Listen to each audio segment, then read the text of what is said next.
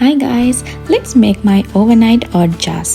පළවෙනියෙන්ම strawberries ටිකක් අරගෙන මම ඒවා wash කරගෙන slice කරගත්තා. මේ තියෙන්නේ crush කරගත්ත blueberries ටිකක්. මේ මම list out කරලා තියෙන්නේ මගේ මේ overnight oat recipe එකට මම use කරන ingredients ටික.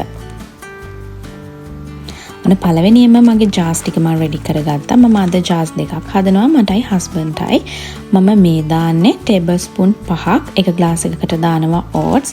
ඊට පස්සේ මම chia seeds උත් දාලා මේ වගේ හොඳට mix කරගන්නවා. ඊට පස්සේ මම දානවා milk.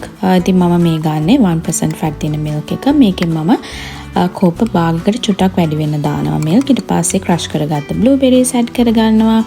දැන් මේ දාන්නේ ස්ලයිස් කරගත්ත ස්ට්‍රෝබෙරිස් ටික දෙකටම ගානට දාලා ඊට පස්සේ හොඳට මේක මික්ස් කරගන්න ඕනේ.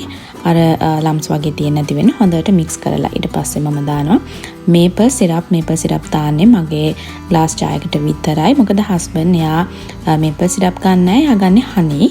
ඉතින් ඔන්න ඒකත් දාලා මම හොඳට මික්ස් කරලා මගේ overnight oats recipe එක ඕක තමයි මම මෙන්න මේ විදිහට jars දෙකම ready කරගත්තා. ඉතින් දැන් තියෙන ස්ටෝර් කරලා හෙට උදේට මගේ breakfast එකට ගන්න. එහෙනම් bye bye.